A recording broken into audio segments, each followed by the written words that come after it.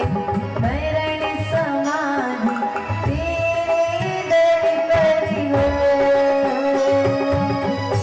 बोले अनंतानंत सत परमेश्वरी भगवान की, देवादिदेवादिनाथ भगवान की, देवादिदेव शांतिनाथ भगवान की, शासन नायक महावीर स्वामी की, आचार्य भगवंत कुंद कुंद स्वामी की, आचार्य भगवंत विराट सागर जी विशुद्ध सागर जी महाराज की, आचार्य गुरुवर स्वर्ण विभव सागर जी महाराज की, उत्तम संयम धर्म की।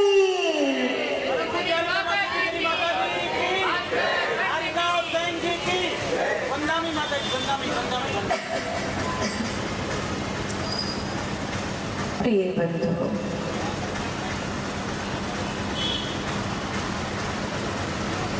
आज उत्तम संयम धर्म का दिवस है। हम संयम से डरते हैं, लेकिन आचार्य भगवंत कहते हैं संयम से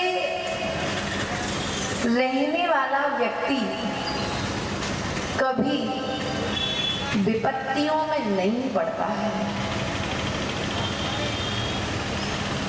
उसकी जो प्रवृत्ति रहेगी, उसकी प्रत्येक प्रवृत्ति में वह कर्म की निर्जरा करता है।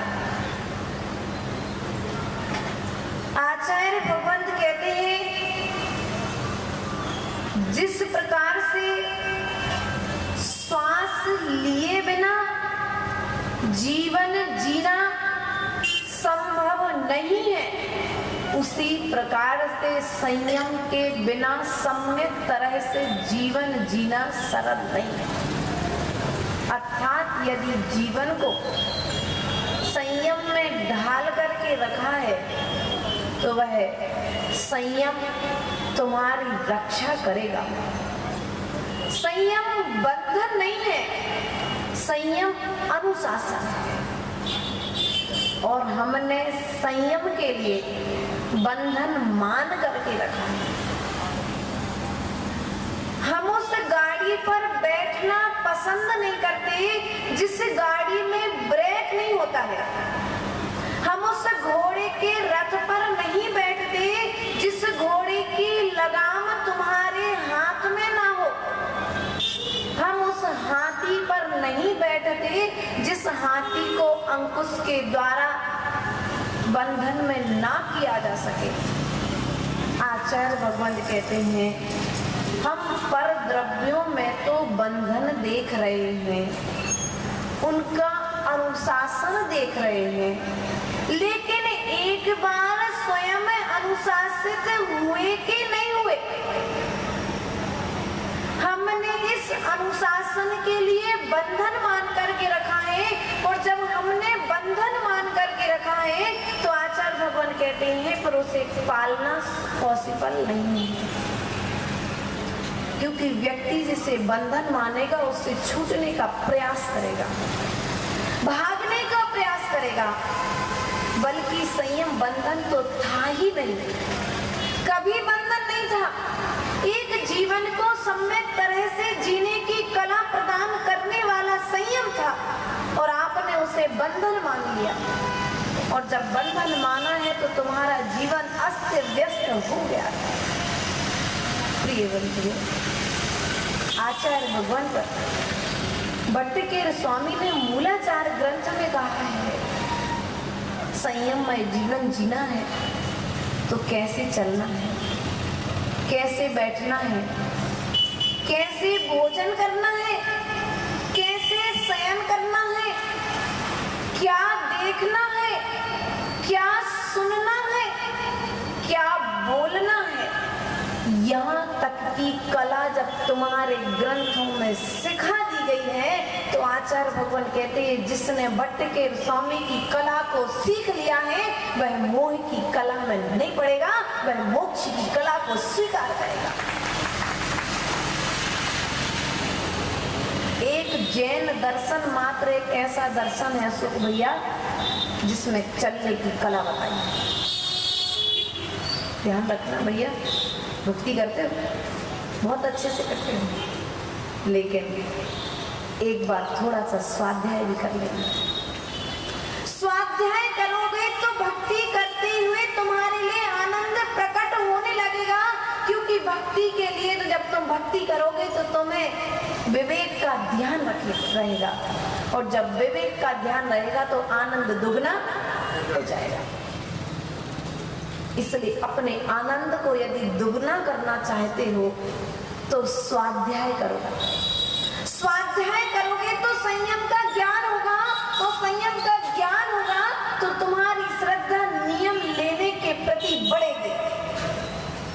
आज व्यक्ति नियम से भाग रहा है, चिंता मत करो। तुम आज नियम से भाग रहे हो ना, आचार्य भगवान कहते हैं तुम नियम से नहीं भाग रहे हो, तुम सुख से दूर भागने का चेष्टा कर रहे हो। तुम दुख के पास जाने की चेष्टा कर रहे हो, तुम मोक्ष के आंगन से मैं जाने से बच रहे हो, क्योंकि आचार्य भगवान कहते हैं नियमम मोक्ष उबाओ।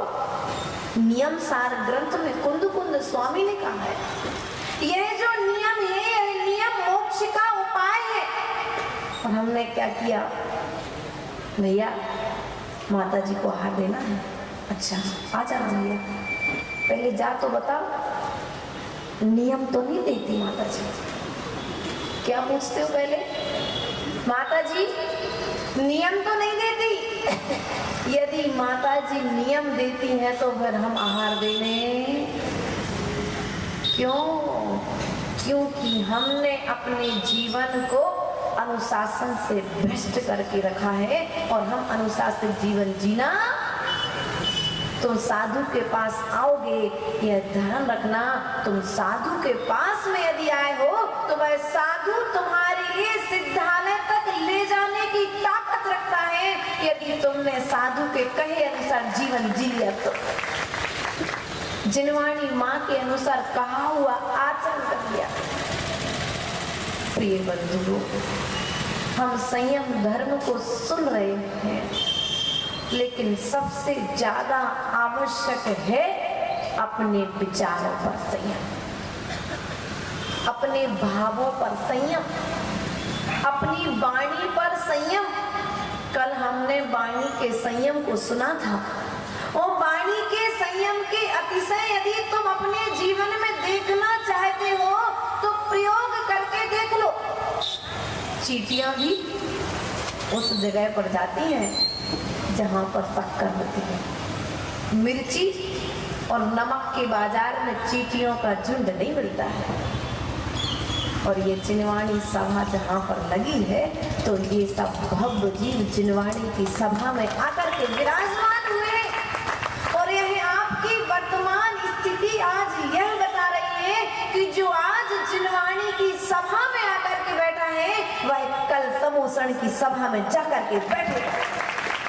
श्रद्धा रखना, भीड़ देख करके मत आना भैया, भीड़ देख करके मत आना। अपने पुण्य की स्वयं परीक्षा कर लेना।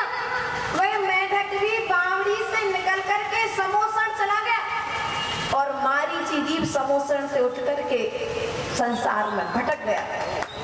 इसलिए यदि सभा से लोग जाएं तो जाते हुए लोगों को देख करके तुम भी समझ लेना, तुम्हारा यदि तुम सभा को देख करके सभा में प्रवेश कर रहे हो तो समझ लेना कोई तुम्हारा पुण्य कर्म का तीव्र उदय आया है, कि तुम्हारे मन में जिनवाणी सुनने का भाव आया है।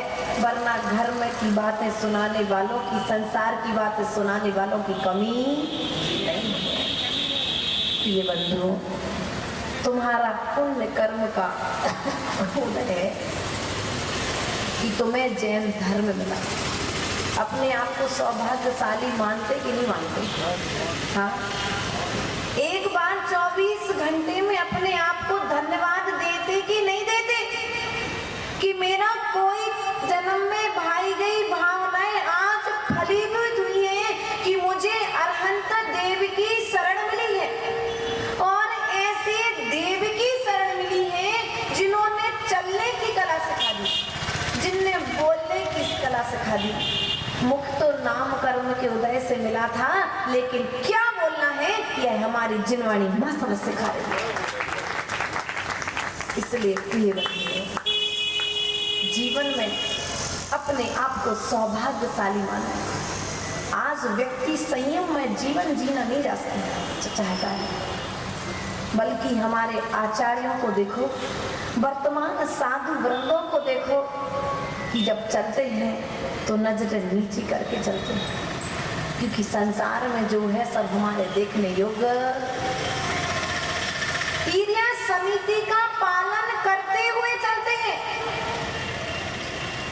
और हम ना हमारे बोलने पर संयम है, ना हमारे देखने पर संयम है, और ना हमारे सुनने पर संयम है। और तो और कान की मशीन, कान खराब हो जाए तो मशीन आ गई, तो मशीन से भी नहीं सुनाई दे तो शंका।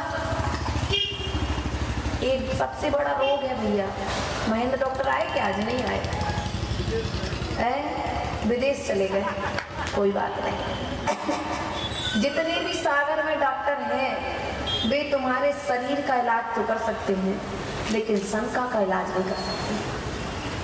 यदि तुम्हें एक बार मनीष भैया शंका पैदा हो गई कि माता जी के पास सिंचुल भैया हमारी बुराई कर रहे हैं, अब सब जितने लोग बैठे सब लोग कह दे कि भैया तुम्हारी चर्चा नहीं चल रही थी, और चल भी रही थी तो तुम उपास कर रहे, तुम्हारी प्रशंसा रूप चर्चा चल रही थी, लेकिन बुराई किससे थी? सिंचुल से। अब क्या आएगी शंका? वो तो हमारी बुराई। अब हमने विचारों पर संयम, विचारों पर संयम। अब तुमने विचारों पर जब संयम नहीं रखा है, तब तुम दुर्घटना से घटने के लिए तैयार हो जाओ। तुम्हारे जीवन में दुर्घटना घटने वाली, बल्कि आचार्य भगवंत कहते हैं कि तुम्हें अपने विचारों पर, अपने भावों पर संयम रखना है। अपनी सोच से नहीं चलना है। जो हमारे पूर्वाचार्यों ने सोचा है, जो कहा है, मुझे वही करना है।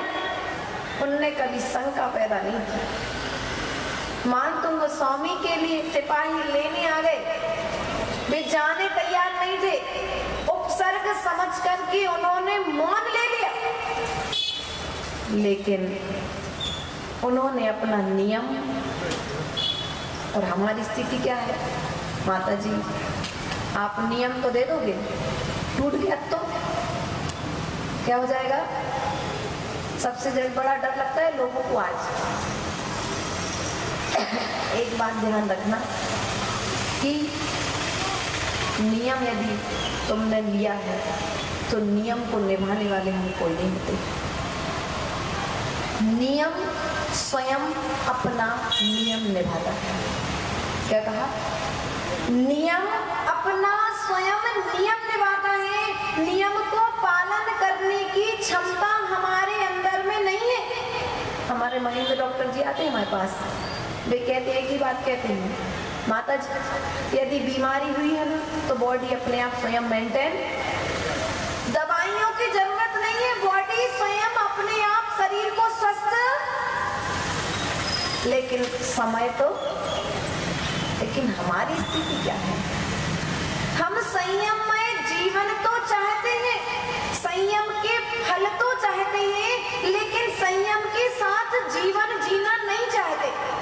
हम नियमों में रह करके नियमों के फल को, आचार्य भगवान कहते हैं जो नियम से डर रहा है वह मोक्ष जाने से डर रहा है। काहे से डर रहे भैया? कहाँ जाने से डर रहे हो? शाश्वत सुख पाने से तुम्हें डर लग रहा है। प्रिय बंधुओं, वह पूर्व भील की पर्याय में भगवान महावीर स्वामी का जीव, जिसने एक छोटा सा नियम लिया, लिया। सुनी पुरोरवा घी की कहानी सुनी होगी, लेकिन आचरण में नहीं आई। एक छोटा सा नियम, कोई बड़ा नियम नहीं था। बहुत सारे प्रकार के मांस होते हैं, लेकिन गुरु का दर्शन किया है, गुरुदेव ने कह दिया ठीक है तुम्हारा व्यापार है करो, लेकिन एक नियम ले लो कि तुम कभी कौवे का मांस नहीं खाओ। कौन सा नियम लिया? मैं कभी कौवे का मांस, उतना सा मांस ना खाने का नियम लेने के प्रभाव से वह जीव महावीर भगवान बन गया। एक ड्रिंक करने वाला व्यक्ति शराबी, वह कहता है मैं धागा ताकता हूं लेकिन मैं शराब पीने का त्याग नहीं कर सकता। मुनिराज ने कहा कितने समय तक लेते हो? बोले एक स्थान से दूसरे स्थान तक पहुंचता उसके बीच में नहीं लेता, लेकिन एक खूंटे पर एक बाटल होती है, दूसरे खूंटे पर दूसरी बाटल, उसके बीच में नहीं पीता हूँ। ठीक है, उतने से नियम को ले लो कि 30 सेकंड 10 सेकंड का समय मान लो, उस 10 सेकंड के नियम से वह जीव स्वर्गों का सुख भोगने वाला हो गया। और हम क्या करते हैं? नियम से, संयम के पालन से, अब तुम संयम के पालन से डर रहे हो, वास्तविकता में तुम सिद्ध भगवान बनने से डर रहे हो। बल्कि तुम्हें डरने की जरूरत नहीं थी, तुम नियम को लेकर के तो देखो, नियम की ओर बढ़ करके तो देखो। प्रिय बंधु, यह संयम धर्म हमारे जीवन को संयमित करने आया है। जिस प्रकार से रीढ़ की हड्डी के बिना बैठा नहीं जा सकता। दादाजी, रीढ़ की हड्डी में कोई प्रॉब्लम आ जाए तो क्या आप जितने अच्छे से अभी बैठे उतने अच्छे से बैठ पाओगे? नहीं बैठ पाओगे। उसी प्रकार से आचार्य भगवान कहते हैं यह जो संयम धर्म है यह हमारी रीढ़ की हड्डी की तरह होना चाहिए। जिस प्रकार से रीढ़ की हड्डी स्वस्थ है तो तुम अच्छे से सहूलियत से बैठ पाते हो, उसी प्रकार से यदि तुम्हारे जीवन में संयम है तो आगे का जीवन भी तुम्हारा अच्छे तरीके से निर्वाण हो जाएगा। और संयम नहीं है, डायबिटीज किसको होती है? भैया संतोष जी, डायबिटीज किसको होती है? जो भोजन करते समय संयम नहीं रखता है। आज जान दो, अचत नहीं है, बचत नहीं है, आज आए सो बचत नहीं है। और बाद में फिर एक दिन भरपेट रसगुल्ले खा लो, दूसरे दिन खिचड़ी। सुनो तो, बात तुम्हारी है, हमारी नहीं है। करते तो यही हो ना, अपनी 5 इंद्रियों पर कंट्रोल, 5 समिति, 5 इंद्रिय निरोध, 5 महाव्रत और 3 गुप्ती। बस इतना पालन कर लो। भोजन करते समय विवेक रखो। क्या रखना है? हम भोजन करते समय यदि विवेक रखेंगे तो शरीर स्वस्थ रहेगा, और विचार करते समय यदि विवेक रखेंगे तो हमारी बुद्धि स्वस्थ रहेगी, और स्वस्थ बुद्धि में सिद्ध भगवान का निवास हुआ करता है। इसलिए अपने विचारों को शुद्ध करो, अपने भावों को शुद्ध करो। पता नहीं कहाँ कहाँ की बात है हमारे दिमाग में। लैपटॉप में तो कम डाटा बनता है, लेकिन दिमाग में उस लैपटॉप से भी, क्यों लैपटॉप को बनाने वाला भी कोई एक दिमाग होता है। इसलिए प्रिय बंधु, आज संयम धर्म का दिवस है। तुम्हारे लिए चलने की कला सिखाई है, तुम्हारे लिए बोलने की कला सिखाई है, और तो और जीने के साथ साथ मरने की भी कला बता दी है। जीने के साथ साथ मरने की भी कला किसने बताई? जैन दर्शन बताई। जीने की कला बताने वाले बहुत सारे ग्रंथ हैं, लेकिन मरने की कला बताने वाला कोई एक निर्ग्रंथ अरहंत भगवान का शासन है, और उस शासन में हम विराजमान हैं। विराजमान होने के बाद में भी हमें शासन का फायदा,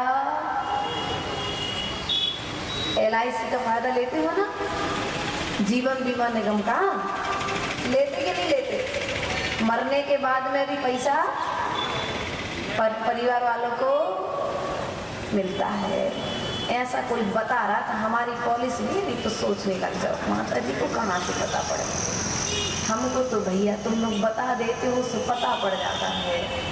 हमारा आपसे कहना यही है कि यदि तुम मरने के बाद में भी सुख चाहते हो, मरने के बाद में भी तुम समृद्धि चाहते हो, तो ऐसा काम करके जाओ कि मरने के बाद में भी उस पॉलिसी का फायदा तुम्हें अगली पर्याय में होता रहे, मिलता रहे। लेकिन हमारी स्थिति क्या है? काम अच्छा नहीं करेंगे माता जी, बस आहार तो आप मुझे एक नहीं 4 गिलास ले लो, नियम नहीं देना चाहिए। तुमसे अच्छा तो वो श्यार है जिसने मुनिराज का उपदेश सुना और रात्रि भोजन का त्याग कर दिया। तुम मनुष्यों से अच्छा तो वह शेर है जिसके लिए उपदेश देने के लिए चारण रिद्धिधारी तो मुनिराज आए। कितने लोग थे जब चारण रिद्धिधारी मुनिराज उपदेश दे रहे थे? सभा से ही माता जी सभा में लोग नहीं रहते, हम कैसे जाएं प्रवचन करने? बेटा ध्यान रखना, जब चारण रिद्धिधारी मुनिराज आए थे ना, तो उपदेश करता 2 थे और श्रोता 1 था, वो मात्र शेर था।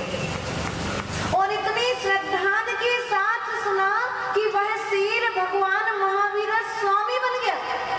कितनी पर्यायों में भटक करके नहीं आया। इसलिए चिंता नहीं करना, एक उपदेश एक सुधर गया, तुम्हारा सागर आना सार्थक हो गया। ज्यादा को सुधारने की जरूरत है। एक ने यदि व्रत नियम संयम धारण कर लिया, मोक्ष मार्ग की ओर कदम बढ़ा दिया, अर्थात सकल और विकल रूप से चारित्र को धारण कर लिया, व्रती या महाव्रती बन गया, तो तुम्हारा उपदेश देना सार्थक। लेकिन इतना भी ध्यान रखना, उपदेश देने के बाद में संग श्री माता जी, यदि ये लोग सुधरे नहीं तो तुम अपनी नहीं बिगाड़ देना। तुम अपने भाव, यदि इनके पीछे हमने अपने भाव बिगाड़ लिए, माता जी हम तो खूब समझाते लेकिन ये लोग तो मानते, और सीधी माता जी के मुख पर किसी ने झूठी कह दी तो माता जी बिल्कुल फिर। इसलिए बेटा ध्यान रखना, तुम अपने भाव नहीं बिगाड़ना, क्योंकि उनकी सुधारने के लिए तो भगवान महावीर स्वामी आए थे, तब नहीं सुधरे तो अपने उपदेश से क्या सुधरेंगे? अभी इनके लिए संसार में अभी और दुखों को भोगना है। इसलिए देव शास्त्र गुरु के चरणों में भी हम झूठ बोलने से पीछे बिल्कुल। इसलिए प्रिय बंधुओं, अपने विचारों पर संयम रखो, अपने भावों पर संयम रखो, विचार करो। जिस प्रकार से अभी पर्युषण पर्व चल रहे हैं, क्या किया आपने? अपने मन को मेंटेन किया है। क्या किया है? मन को मेंटेन किया, ज्यादा कुछ नहीं किया आपने। मन को बता दिया कि पर्युषण पर्व चल रहे हैं, अब तुम्हें रात में पानी। मन मेंटेन हो गया ना, समय नहीं लगा 10 दिन के लिए, लेकिन 11वें दिन स्थिति क्या होगी? सबसे ज्यादा किसकी दुकान पर भीड़ दिखेगी? चाट वाले के पास कि फुल्की वाले के पास?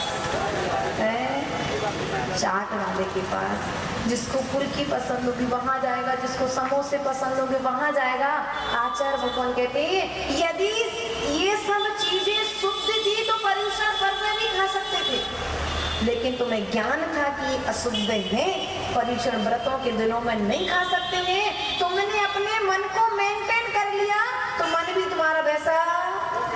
लेकिन अन्य दिनों में मेंटेन तुमने तो पाप का बंध भी तुम, क्योंकि मन के द्वारा आश्रय भी होता है, मन के द्वारा बंध भी होता है, और मन के द्वारा ही निर्जना होती है, और मन के निरोध से ही मोक्ष होता है। अब तुम्हें कहाँ जाना है? नरक जाना है कि नारायण बनना है? नारकी बनना है कि नारायण बनना है? तुम्हें सिद्ध बनना है कि संसारी बनना है? मन तुम्हारा है, तुम जहां लगाओगे वहां लग जाएगा, बस लगाने की जरूरत है।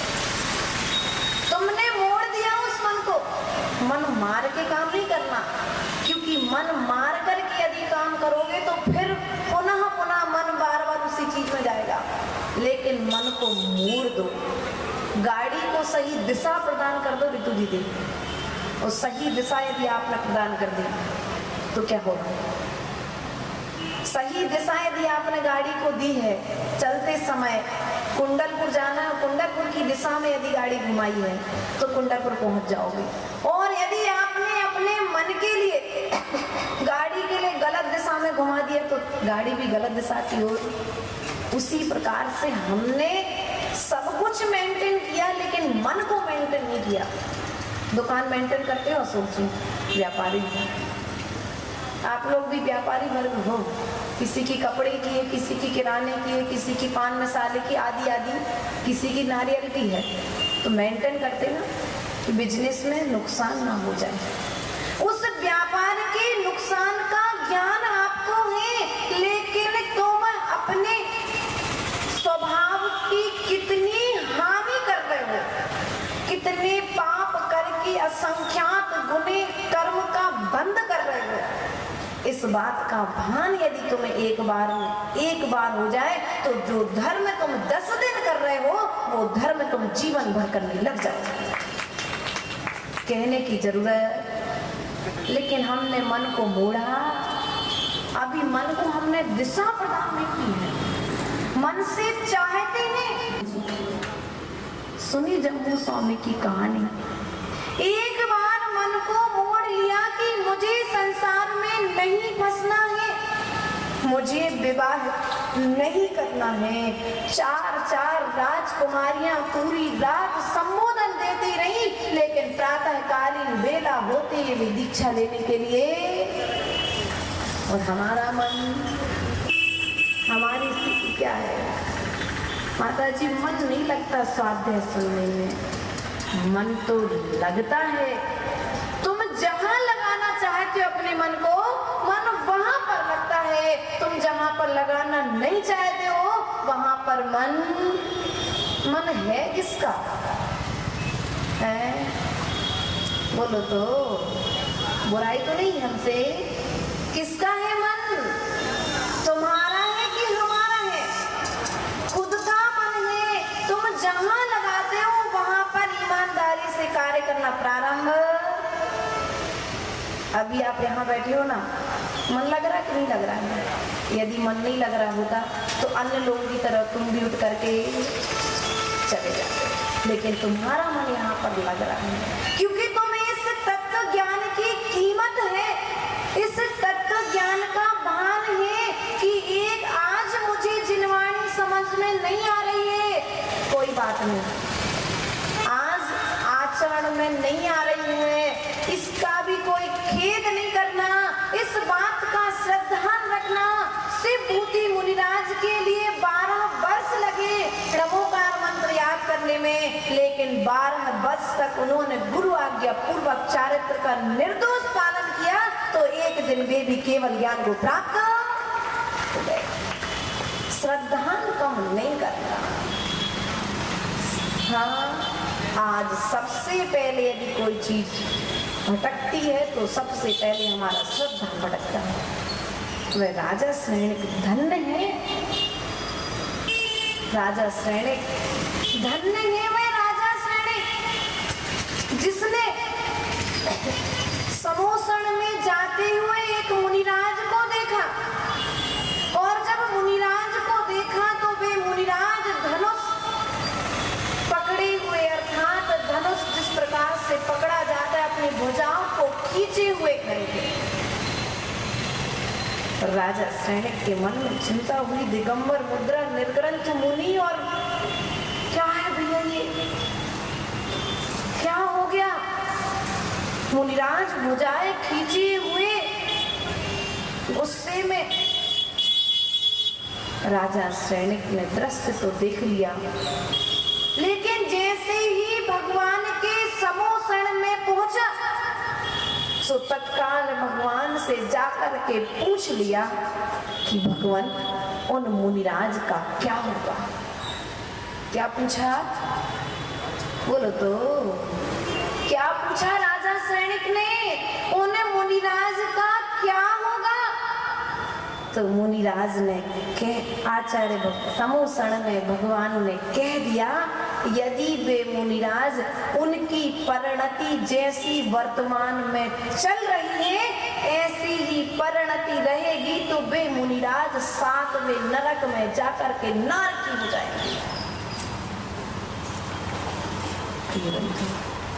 मुनिराज और नारकी, ऐसा कैसे हो सकता है?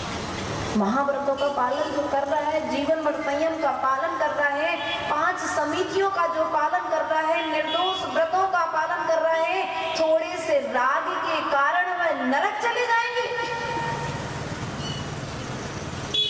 जैसे ही उन्हें भान होता है मुनिराज के लिए कि मैं क्या कर रहा हूं,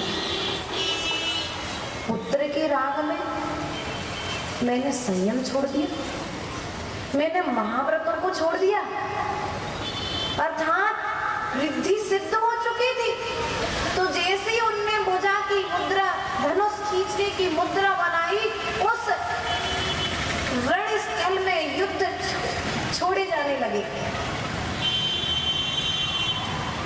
उन्हें जैसे विज्ञान हुआ कि मैं तो निर्ग्रंथ मुद्रा में खड़ा हुआ हूँ, पिछी कमंडल मेरे आजू बाजू रखे हुए हैं, तत्काल पश्चाताप करते हैं, दुख को कम्मक खो भोगी लाओ सुगई गमनम समाही मरणम जिनगुण संपत्ति हो अच्छा।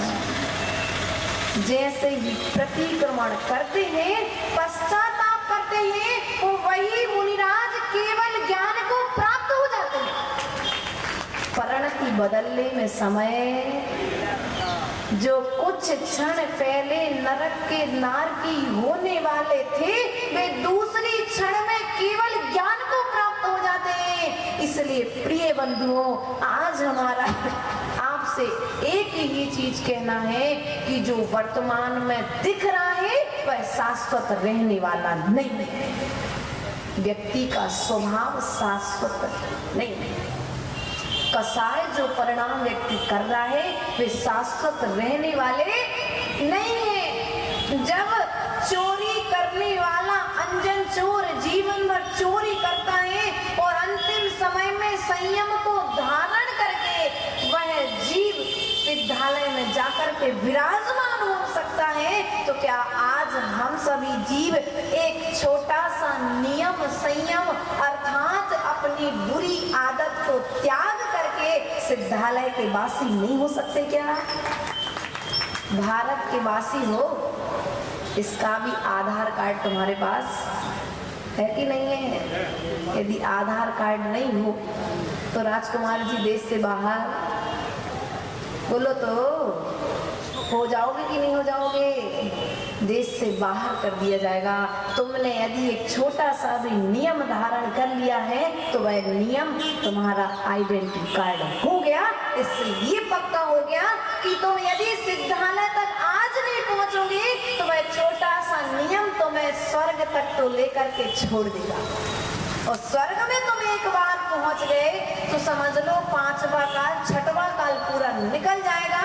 उसके पश्चात में तो तुम आओगे, आना तो पड़ेगा, क्योंकि अभी पूर्ण संयम धारण नहीं किया। एक नियम से काम नहीं चलेगा, नहीं तो सेंथिल भैया ऐसे खुश हो गए, बस आज एक नियम ले लेंगे मयंक भैया और बस स्वर्ग तो पक्का। ध्यान रखना, एक नियम लोगे, एक नियम तुम्हें दूसरे नियम को लेने की प्रेरणा देगा। एक बुरी आदत का त्याग करोगे तो एक अच्छी आदत तुम्हें दूसरी बुरी आदत को त्याग करने की प्रेरणा देगी। और वह छोटे छोटे नियम एक दिन तुम्हारे लिए महाव्रती बना देगा। इसलिए नियमों से डरो मत, नियम लेते समय खुश हो जाओ। यदि आजकल तो एक स्थिति और है, ये छोटे छोटे बच्चे तो नियम ले लें, इनके मम्मी पापा यदि चौके में खड़े हैं, ये हमारे आसपास भटक रहे हैं और पता पड़ जाए कि मेरा बच्चा माताजी से नियम ले रहा है, तो पीछे से आके समझ जाओ जो जो कह रहे हम तो सब देखने से समझ गए क्या कह रहे हैं, किन से कह रहे हैं। थोड़ा सा राग टपकने लगता है, कहते माता जी अभी बच्चा छोटा है, आप अभी से करने का नियम मत दो, स्वाध्याय करने का नियम मत दो। तुम किस चीज से बचा रहे हो, किस चीज से बता रहे तुम बच्चे को? धर्म करने से आज तुम बच्चे को बचा रहे हो। ध्यान रखना, अंतिम समय में तुम्हारे बच्चे में यदि धर्म के संस्कार रहेंगे तो वह बच्चा तुम्हें धर्म सुनाएगा, और आज तुमने यदि उसे धर्म नहीं करने दिया तो तुम्हारे लिए अंतिम समय में कोई नमोकार में तो सुनाने वाला नहीं मिलेगा। इसलिए आज से बीजारोपण कर दो संस्कारों का, उन्हें नियमों से बचाओ मत, उन्हें नियम लेने की प्रेरणा दो। यदि इनके माता पिता ने इनको नियम लेने की प्रेरणा नहीं दी होती तो आज ये महाव्रती बनकर के विराजमान नहीं होते। कोई छोटी सी 15 साल की उम्र में नियम लिया, किसी ने 13 साल की उम्र में नियम लिया। वो छोटी सी बच्ची जो भी भजन गा रही थी तुम्हारे बीच में, कितने साल की है पता है? कटरा वालों, कितने साल की है वो बच्ची? 14 साल की उम्र है उसकी, 9th क्लास पढ़ती है। अभी उसने क्या जानी जिंदगी, लेकिन बीबी जो माता जी काम कर रही हैं वो कार्य श्रेष्ठ है। इसलिए मुझे भी संयम के मार्ग पर बढ़ना है। इसलिए बच्चा जिन शासन की ध्वजा को ऊंचा उठाए रखे। हमारी भावना ये नहीं है कि जैन धर्म में जन्म लेने वाला प्रत्येक बच्चा महाव्रती बने। हमारी भावना तो ये है कि जिन शासन में होने वाले साधकों के लिए प्रत्येक घर में चौका लगता रहे। लेकिन हमारी स्थिति क्या है? हम अच्छे विचार अच्छा नहीं सोच पाते। जब भी माता जी के पास जाओ नियम दे देते, हमारी बच्ची को माता जी अपने साथ लेकर के, माता जी को अटकी नहीं है संग बढ़ावे की। हमें तो इस बात की चिंता है कि आज तुम सब आप सब यहाँ पर बैठे दिख रहे हो, पता नहीं कल के दिन मिलोगे कि नहीं मिलोगे। इसलिए जो नई पीढ़ी हमारे साथ चल रही है उस पीढ़ी को थोड़ा सा यदि हमने प्रेम दे दिया, प्रेम से बोल दिया, लोग क्या सोचते हैं माता जी तो बच्चों को समय देती हैं, बड़ों को तो समय है। हम बच्चों को समय नहीं दे रहे, हम जिन शासन को समय दे रहे हैं। कल हम आज इनको समय दे रहे हैं नवनीत भैया, तो ये श्रद्धा रखना, कल जब तुम मंदिर चल करके नहीं आ पाओगे और हमारे साथ में चलने वाला यदि कोई बच्चा या बच्ची देख लेगी तो कहेगी चलो चाचा जी हम छोड़ देते हैं, क्योंकि उनकी जड़ों में धर्म के संस्कार दिए गए हैं। अब तुमने जड़ों में संस्कार दिए नहीं है, अब पौधा बड़ा हो जाए फिर कहो तो सुधार तो आने वाला नहीं है। छोटा बच्चा जब भागता है तो क्या करते थे पहले? रस्सी से एक बांध देते थे घर में। अशोक जी को तो बांधा होगा उनकी मम्मी ने, क्योंकि जितने चंचल वो अभी दिखते हैं, छोटे में तो इससे ज्यादा चंचल रहे होंगे। सही कह रहे हैं, बुरा नहीं मानना। देखो सब अपनी अपनी समझ जाओ, उनका तो नाम ले दिया, बड़े हैं। ध्यान रखना, माँ उस बच्चे को बांध देती थी कि बच्चा गिर ना जाए, बच्चे के साथ कहीं कोई दुर्घटना ना हो जाए। लेकिन आज माताएं क्या करती हैं? खुलेआम बच्चे ने रोना चालू किया कि माँ ने मोबाइल। अब तुमने 4 महीने के बच्चे के सामने कोई नाटक थोड़ा सा एक गेम लगा करके मोबाइल रख दिया है, अब तुम 22 वर्ष की नहीं आने की उम्र में आकर के मोबाइल की त्याग करने की बात कहो तो कोई बच्चा नहीं करेगा, क्योंकि अब वह मोबाइल उसके लिए व्यसन हो चुका है। अब उसे भोजन की जरूरत नहीं, अब उसे मोबाइल चाहिए।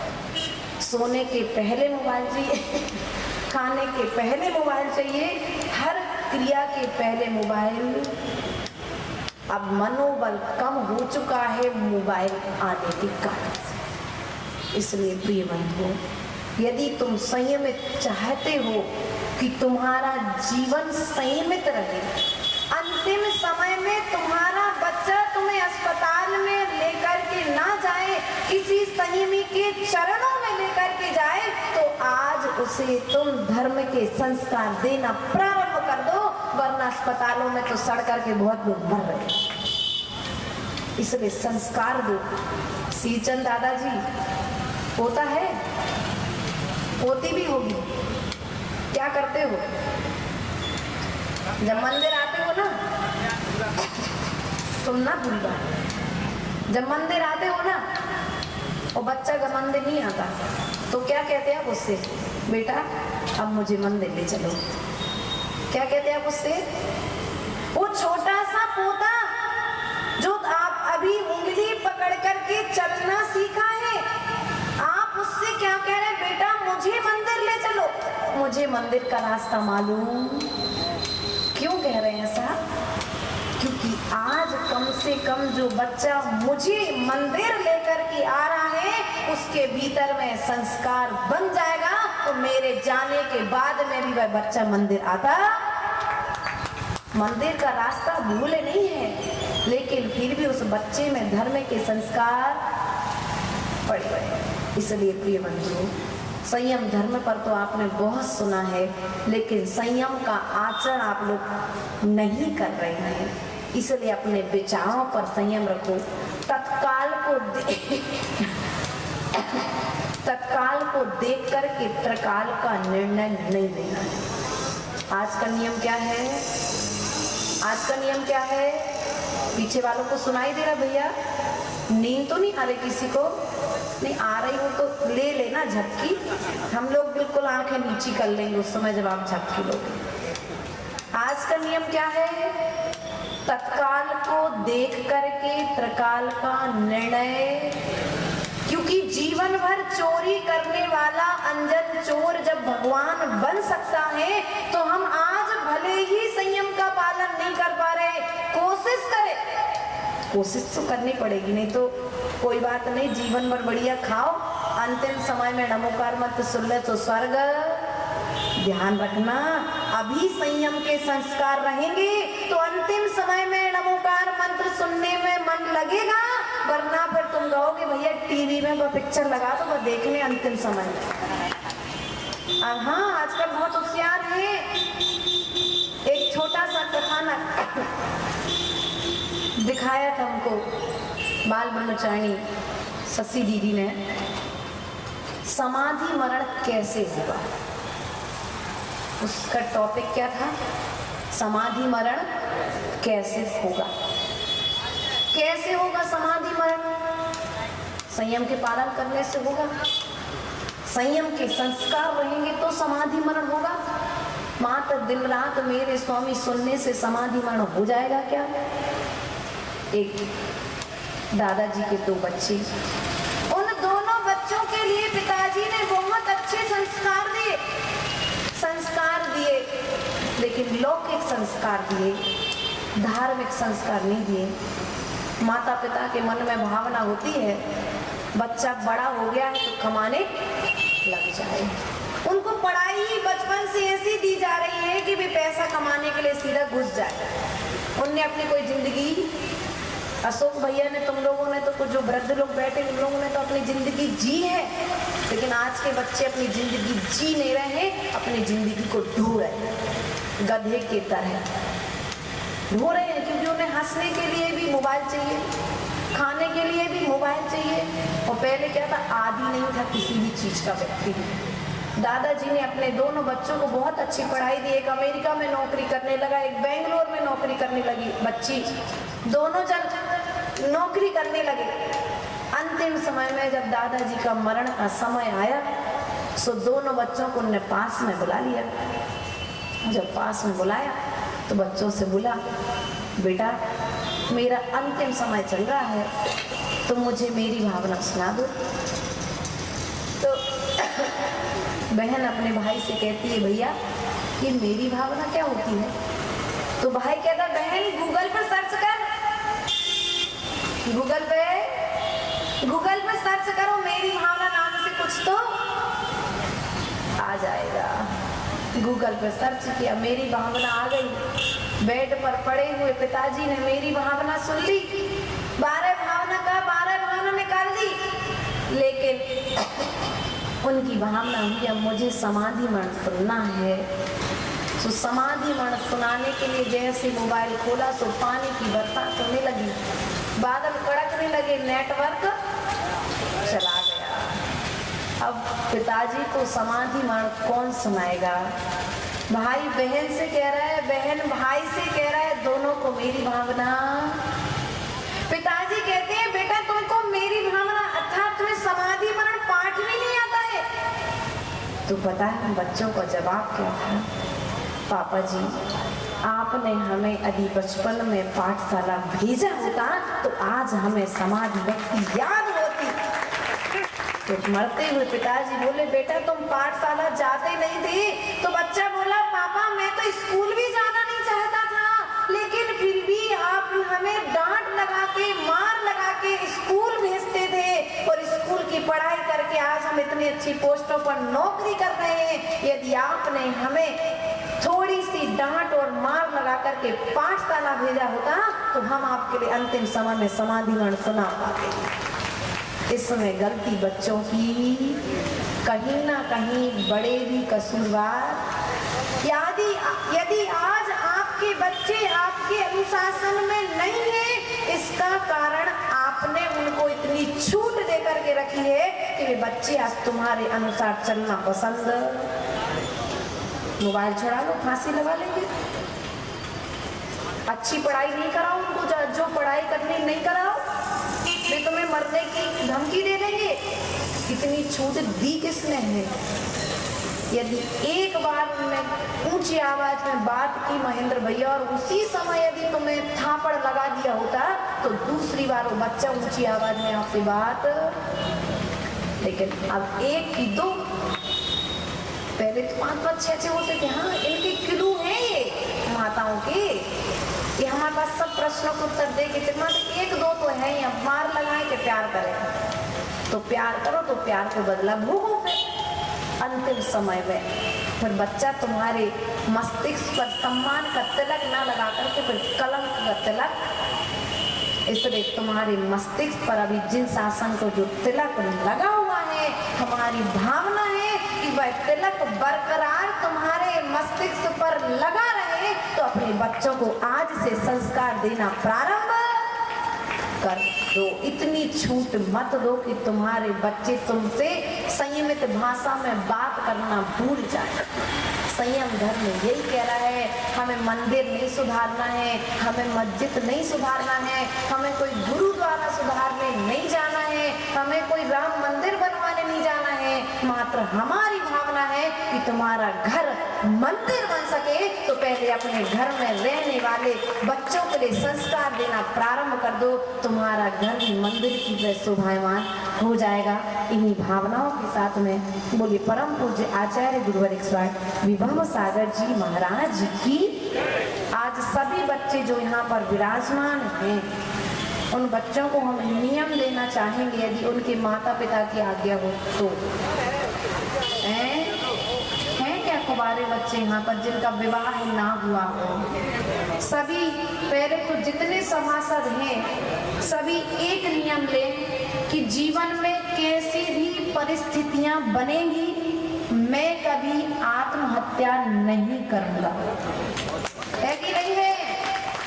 नहीं तो थोड़ी सी लड़ाई झगड़ा हुई, ध्यान रखना, यहाँ जो थोड़ा बहुत दुख है तो सहन कर लो, नरकों में आत्महत्या का प्रावधान नहीं है। यहाँ तुम दुख से बचने के लिए आत्महत्या कर कर लोगे, वहां पर आत्महत्या नहीं कर पाओगे, वहां पर तो तुम्हारे शरीर के तिल के बराबर टुकड़े भी कर दिए जाएंगे। तो फिर पारा की तरह आकर के वापस। दूसरा नियम, कभी भी अपने माता पिता से कोई बात नहीं छिपाओगी।